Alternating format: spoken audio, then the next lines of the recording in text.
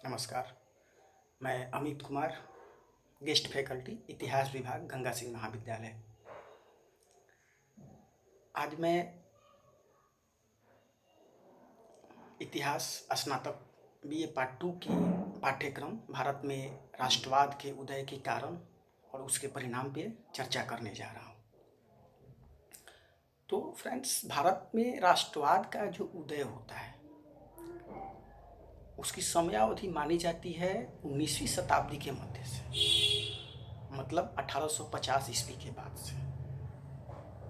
1850 के बाद यदि विभिन्न घटनाओं और परिदृश्य की जो परिदृश्य थे, अगर हम लोग उस पर दृष्टिपात करें, उस पर नज़र डालें,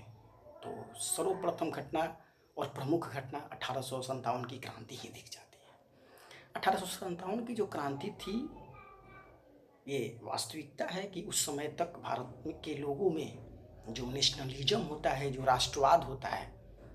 और ये जो एक विशेष इमोशन, ये जो एक कॉन्शसनेस होता है, इसका प्रसार लोगों में हो चुका था। अनेक इतिहासकारों द्वारा कहा भी गया है कि भारत का जो प्रथम स्वतंत्रता आंदोलन था वो 1857 की क्रांति ही थी। हम लोग यदि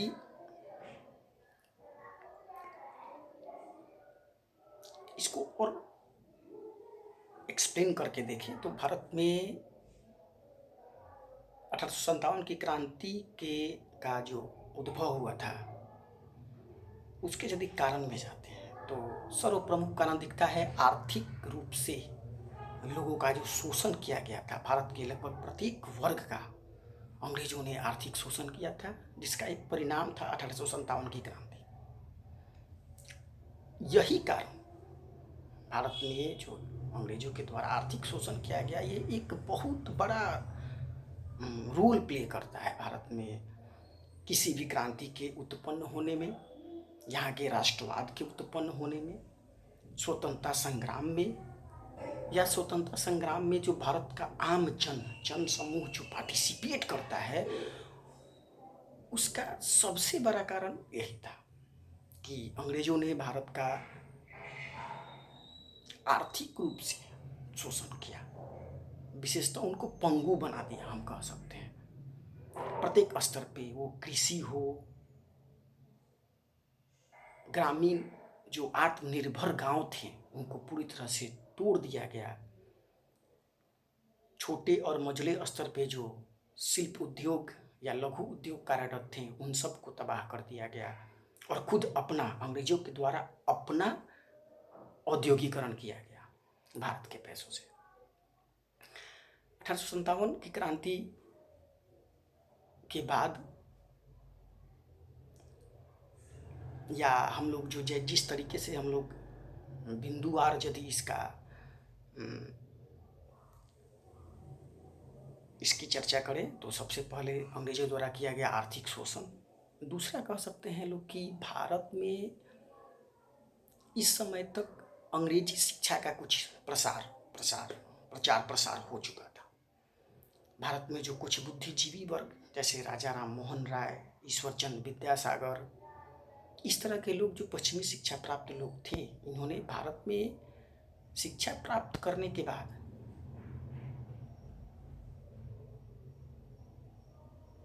सामाजिक और धार्मिक सांस्कृतिक सुधार आंदोलन चलाए। इससे भी भारत में राष्ट्रवाद के उदय में की जो सकारात्मक समर्थन उनको मिलता है। भारत में चूँकि किसी भी समाज में वांछित सुधार के बगैर, और भारत का जो समाज था वो धर्म से पूरी तरह से कनेक्टेड था, अतः यहाँ के समाज में जागृति लाने के लिए जरूरी था कि सामाजिक और धार्मिक आंदोलन चलाया जाए। ये एक बहुत ही बेहतर कदम था हमारे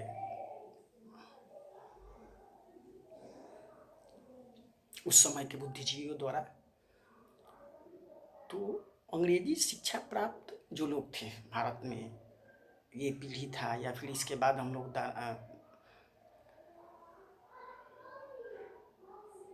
दादा भाई नौरोजी, गोपाल कृष्ण गोखले, फिरोज शाह मेहता, सुरेंद्र नाथ बनर्जी जैसे लोगों को देखते हैं, इन लोगों ने भी भारत में के राष्ट्रवाद की जो प्रारंभ हुआ, इसमें इन लोगों का बहुत बड़ी भूमिका थी। इन्होंने प्रत्येक स्तर पे अपने से प्रयास किया। जैसे हम लोग आर्थिक रूप से देखें तो दादा भाई नौरोजी ने ही सर्वप्रथम poverty un British rule in India पुस्तक के माध्यम से इस बात को सबके संज्ञान में लाते हैं कि हाँ, भारत का आर्थिक रूप से शोषण किया जा रहा है। इसका एक जो पुष्ट डाटा होता है उन्होंने प्रदर्शित किया। इसके अलावा प्रेस और साहित्य की भूमिका, इन बुद्धिजीवी वर्ग के लोगों के द्वारा ने प्रचार पत्रों के, समाचार पत्रों के माध्यम से, साहित्यों के माध्यम से, पुस्तकों के माध्यम से ये लिख के अपनी जो व्यथा है, अपने विचारों को लिख के लोगों में इस चीज़ का प्रसार किया कि अंग्रेज एकजुट होकर के और हम भारतीयों को का शोषण कर रहे हैं, हम लोग को तबाह कर रहे हैं और अपने देश को समृद्ध बना रहे हैं। अगर हम लोग एक सरल भाषा में इसको समझें तो तीसरा पॉइंट हम लोग ले सकते हैं कि भारत में जो प्रशासनिक एकीकरण अंग्रेजों ने किया था, प्रशासनिक एकीकरण, इट मीन्स कि इस समय तक अंग्रेजों ने पूरे भारत को एकीकृत करके एक इंटीग्रेटेड एडमिनिस्ट्रेशन सिस्टम का निर्माण कर लिया था,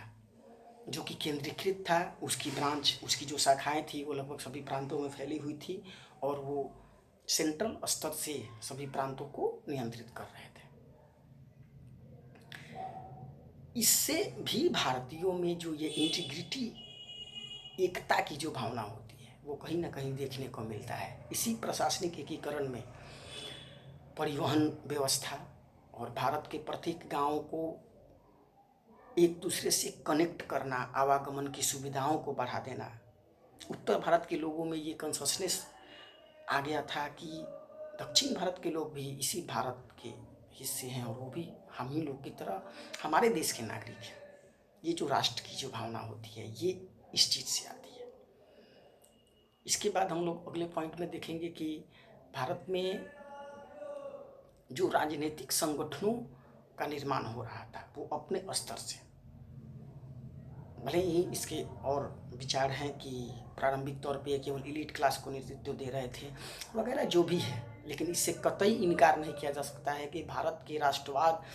के उदय में यहाँ के राजनीतिक संगठनों ने, यहाँ के बुद्धिजीवियों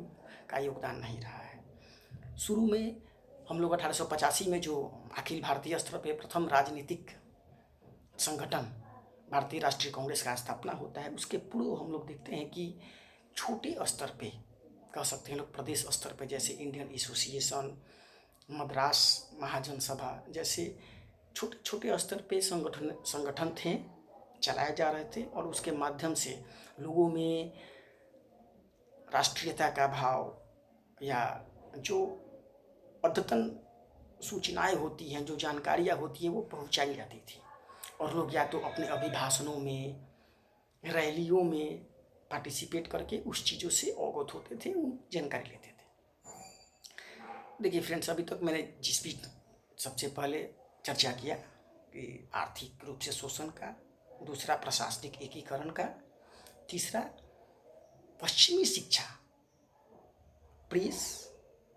एवं साहित्य के विकास का, उसके योगदान का, चौथा राजनीतिक संगठनों के निर्माण का,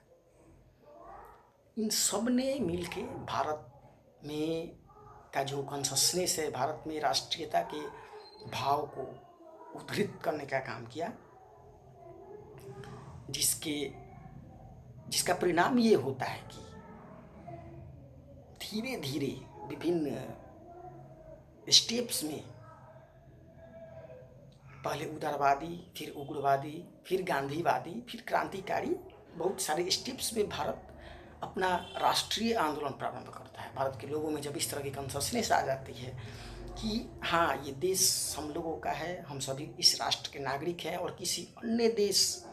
के लोग आके हम लोगों को गुलाम बनाए हुए हैं, वो हमारा शोषण कर रहे हैं, विभिन्न स्तरों पे हमारे जीवन शैली को अपने तरीके से डिजाइन कर रहे हैं और फिर अपने देश को समृद्ध बना रहे हैं। तो ये जो भावना थी लोगों में आई, लोगों ने धीरे धीरे यहाँ के जो स्वतंत्रता आंदोलन प्रारंभ होता है उसमें पार्टिसिपेट करना शुरू किया। और हम लोग एक समय के बाद देखते हैं गांधीवादी युग में कि कैसे प्रत्येक भारत के प्रत्येक गांव के लोग, बुजुर्ग, महिलाएं, बच्चे, सभी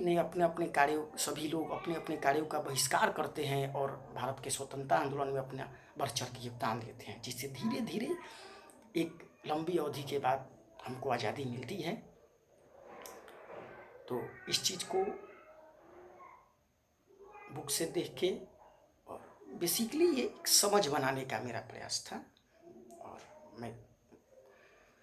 मुझे उम्मीद है कि ये वीडियो आप लोगों को पसंद आया होगा।